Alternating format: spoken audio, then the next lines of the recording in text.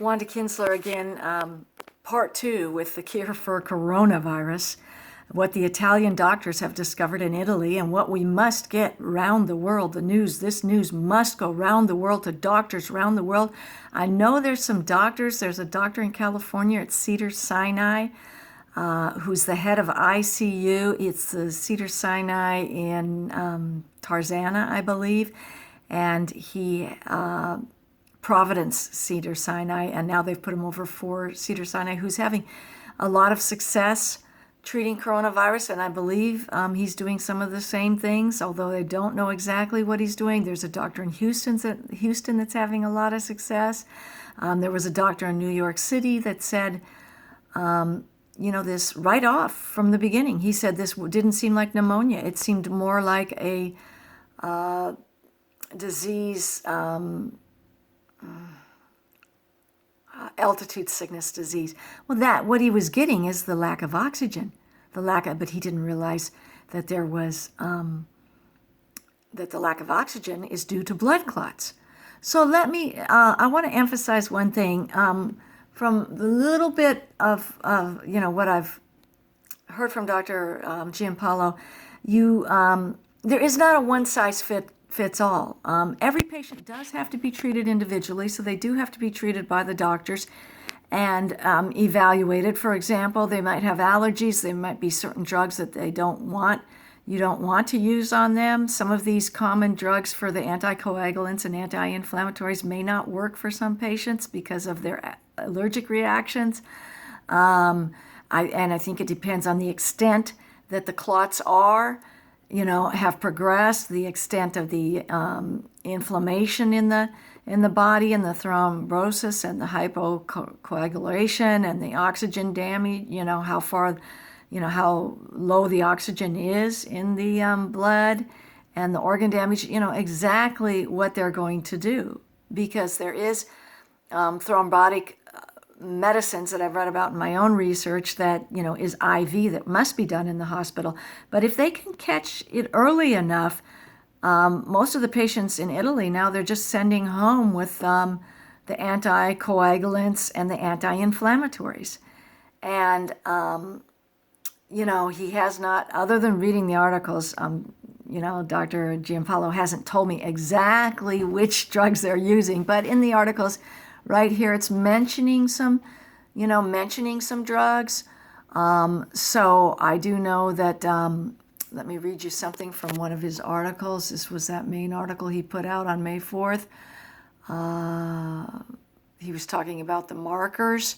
The doctor in California spoke about that, the markers, thrombosis markers. He said we look for certain markers. So maybe he was already looking at the Italian medical studies.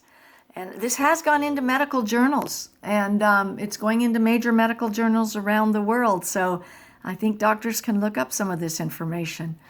But a lot of the information is in Italian, and there is a lot of it being translated into Portuguese, because the Brazilians have taken a great interest in the work going on in Italy.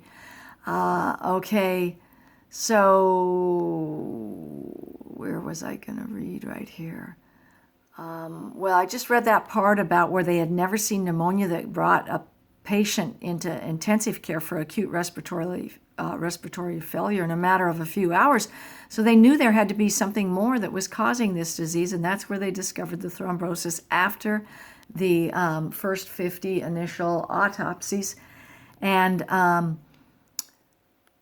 anyway, so he said the administration of both standard and low molecular weight heparins, and lately also antiplatelet agents. Now, he has told me that aspirin is not, considered a treatment for COVID-19. It's not as strong as what they use. I know that people say, or aspirin and certain other things do thin your blood. I know that there's some herbs that thin your blood, and they may help you some, but if you get a full-blown case of COVID-19, you're going to have these stronger prescriptions. Okay. So he said that these change the oxygenation of the blood and improve the clinical conditions of the patients. In other words, as the inflammation and the blood clots are treated, this improves the clinical condition of the patient. And they're having an increasingly low number of hospitalizations and also assisted ventilation. They're very rarely having to use it now. He talks about the remdesivir, that could be promising, but I don't think they're using it yet there, but he did mention that. But he mainly is talking about that the drugs that block hypercoagulation and thrombosis, and currently in Italy, they have randomized studies that are underway for COVID patients, currently have a fundamental protective role and authorized by the AIFA. These drugs are widely used in cardiology in acute coronary syndromes and deep vein thrombosis. And he also mentions the thromboembolic. I can't say it. They're antithrombotics. They are drugs that they use after a person develops a major blood clot, after a major surgery. Those are the ones that I read about online. Do have to, be administered by IV. I assume, if that's, from what I read online. Not in his articles, but in for my reading up on thrombosis, okay, and blood clots. Okay, so basically, in other words, I think that they use a full dose anti-inflammatories and full dose anticoagulants if the disease has not progressed too far, but it has started causing inflammation and the cytokine storm. Okay? So they have three phases of the disease that they've divided it into. The first phase is the viral infection, inflammation, in which patients have normal flu symptoms, tiredness, fever, with many patients asymptomatic, and phase 2 of pulmonary involvement with irritating cough, high fever, for more than 48 hours, and initial breathlessness, sore throat, sometimes diarrhea. And the third respiratory phase is a compromised lung, parenchyma, and serious respiratory failure. So he talks about children having more mild symptoms generally in the beginning. And he's talking about it being more than pneumonia. It's a systemic vascular inflammation with cardiovascular disorders and multiple collapses of organs without an apparent link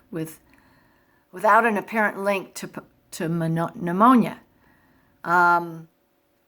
Tissue samples from deceased patients analyzed under a microscope showed the inflammation touches the endothelium, the inner wall of blood vessels of different organs. SARS-CoV-19 has been identified in the same endothelium, in which it causes the death of cells and then of vital organs. The virus attacks the immune system mainly through ACE2 receptors present in the endothelium, which loses its protective function. Now, I want to say something. In a later article I just read that he put out recently, they said that not everyone who gets the virus progresses into the disease. So that's where you have phase 1. A lot of people can just get phase 1 and never go into phase 2 and phase 3. I don't know at what point they consider it the disease. It might be phase 3. Somewhere between phase 2 and phase 3 might be the disease.